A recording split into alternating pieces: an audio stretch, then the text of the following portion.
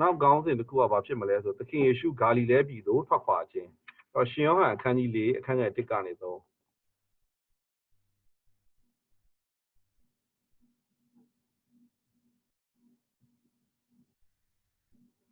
့ကျွန်တော်စောနာအပိုင်းပြောလို့တော့အထင်မလွဲစေချင်အောင်เนาะဘယ်လိုခေါ်လဲတယောက်ချင်းစီကဖြစ်လို့ကျွန်တော်ပြောတာမဟုတ်ဘူးဥပမာဆိုရင်ကျွန်တော်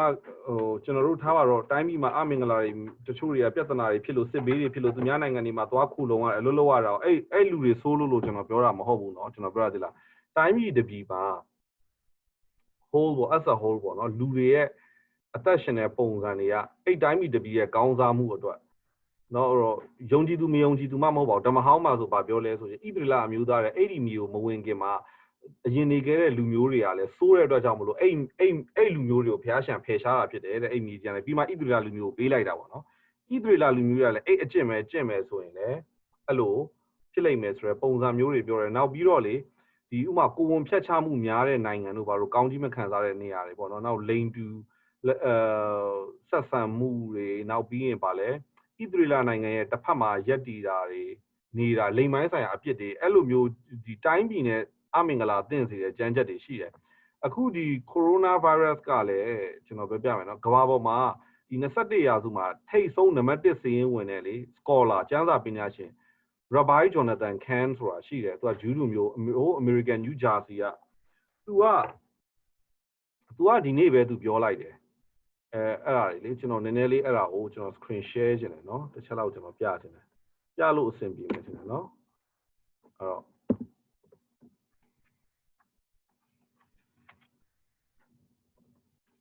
အရန်ထူးဆန်းတဲ့အမှုအရာတွေရှိတယ်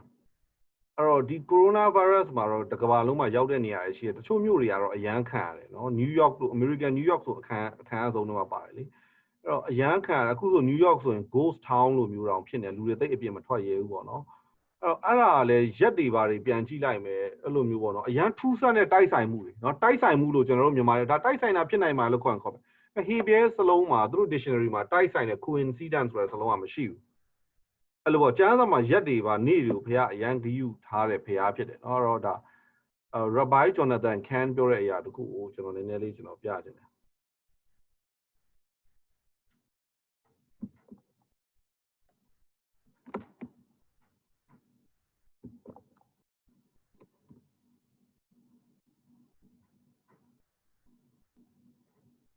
ကျွန်တော်ပညာရှိစွာနေဖို့ဒါလိုတယ်ပေါ့နော်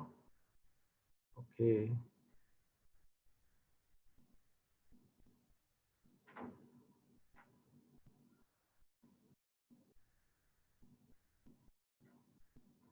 သူဟာအစဒါအပိုင်းအတူလေသူရဲ့အစအဆုံး interview ရှိလိမ့်မယ်ဒါအဲ့ interview လည်းမလွတ်စေချင်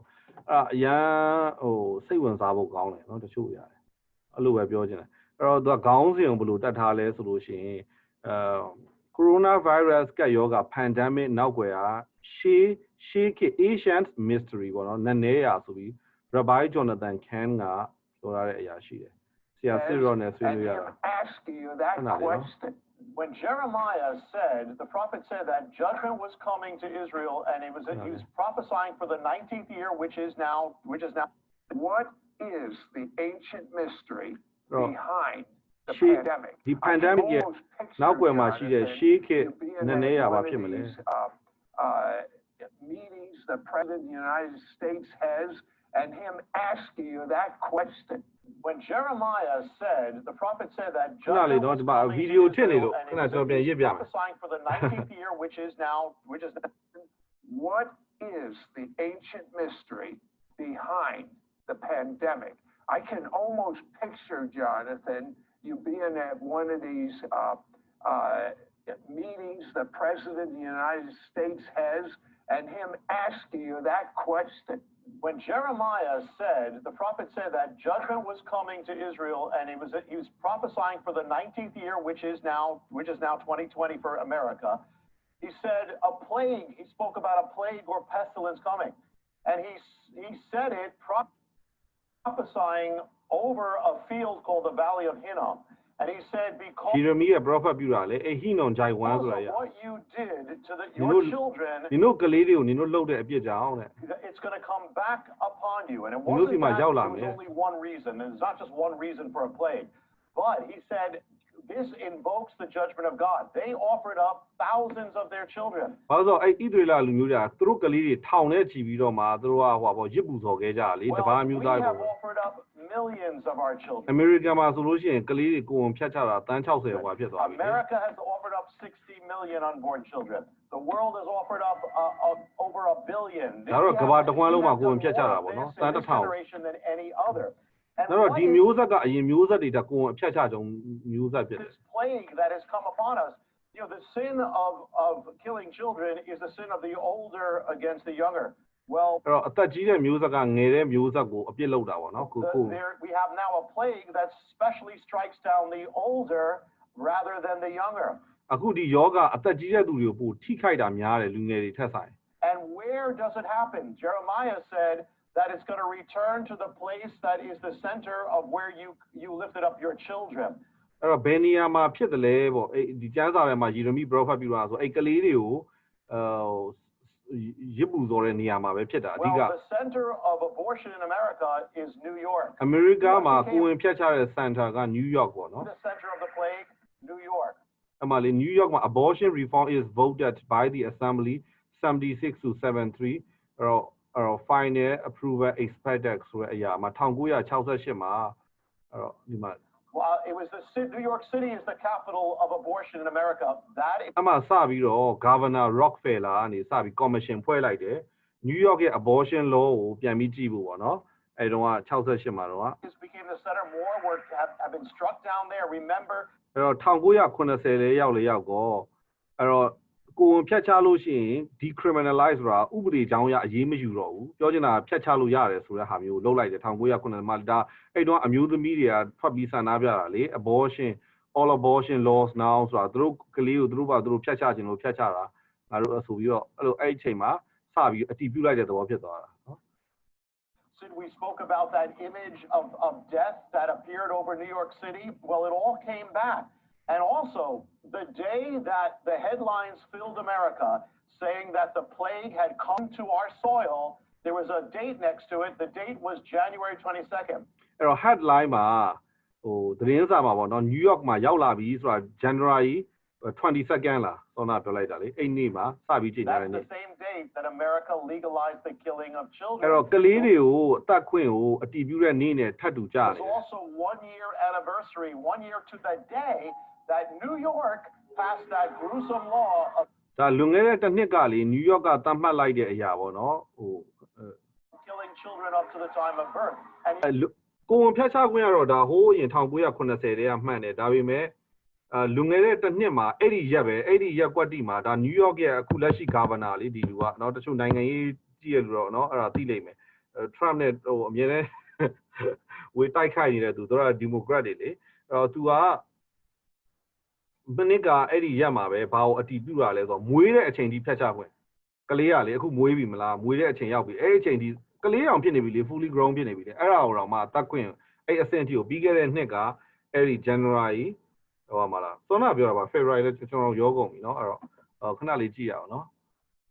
what they did, they celebrated and they lit up the harbinger sin. They lit up the အဲ့နေ့မှာသူတို့ကအကုန်လုံး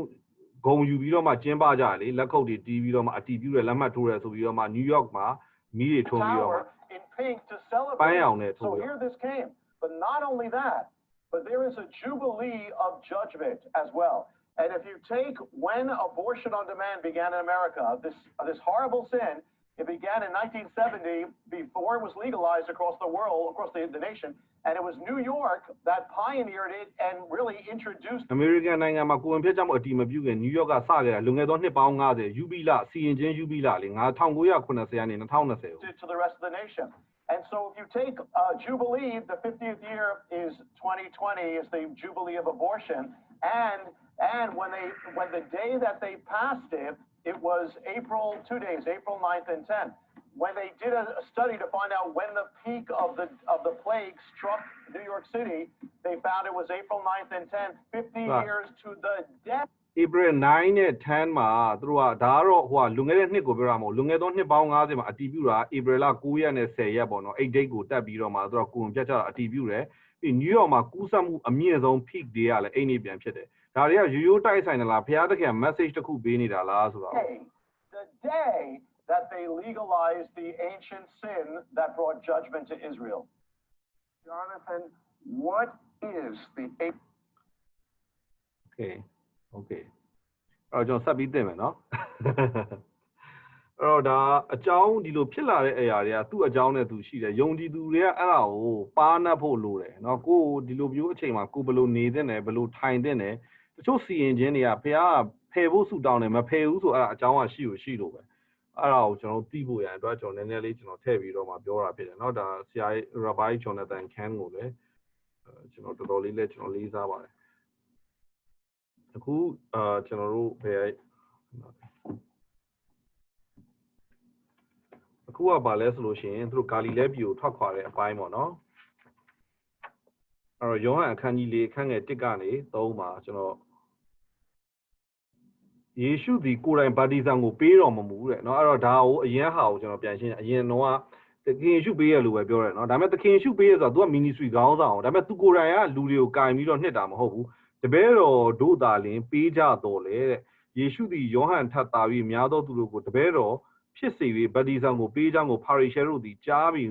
လူတွေထောင်နဲ့ချီเนาะတောင်းကနန်းတောင်ရှိမလားအများကြီးပဲဟိုဟာစီရောက်ခဲ့တာယောဟန်စီရောက်ခဲ့တာသခင်ယေရှုကပူတော်မသာသနာเนาะဒီဟာဟို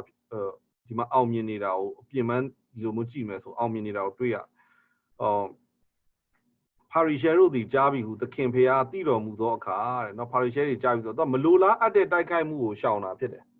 အချို့အရာတွေအဲ့ဒါနားလဲဖို့လိုတယ်နော်မလိုလားအပ်တဲ့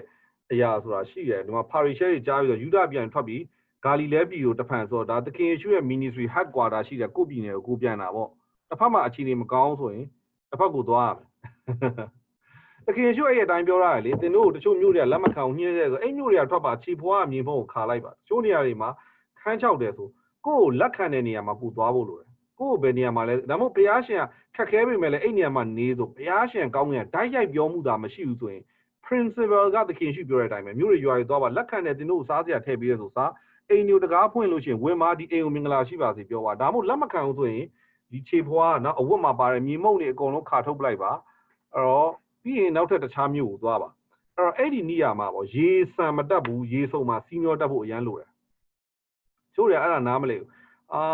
ဟိုငါဒီ data မှာလောက်ရတာတာမအောင်လူတွေကငါ့ကိုသဘောမကျဘူးဟာဒီလူတွေအရန်ခက်ပြုစုရတာခက်ဟို data နဲ့မပြောရိုးရိုးလေးပဲပြောမယ်အတင်ကလူတချို့အတင်ပြုစုတယ်အရန်ဖြစ်စေတယ်မဖြစ်လာ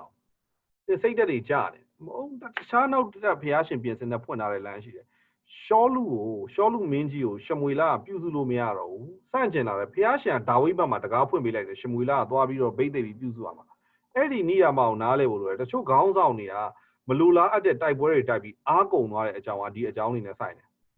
ကျွန်တော်တို့အတွေ့အကြုံတွေကျွန်တော်ကိုယ်တိုင်နဲ့ personal အတွေ့အကြုံတွေအများကြီးဒါနဲ့ပတ်သက်ပြီးရှိတဲ့အတွက်ကြောင့်ကျွန်တော်တို့ပြောတာဖြစ်တယ်တချို့ဟာတွေကမလူလားတဲ့တိုက်ပွဲတွေဘုရားမတိုက်ခိုင်းတဲ့တိုက်ပွဲတွေကျွန်တော်ရှောင်လို့ရတဲ့တိုက်ပွဲတွေရှိတယ်ငါအဲ့ဒါကိုနားလဲဖို့လိုနော်ဂါလိလဲပြည်သို့တဖန်ကြွတော်မူစဉ်တွင်တဲ့အဲ့တော့ဒီမှာဇလန်ကဂါလိလဲပြည်ကိုတစ်ခါပြန်ကြွတယ်ဆိုတော့ဇလန်အမှအခန်းငယ်3မှာပြီးသွားပြီအဲ့တော့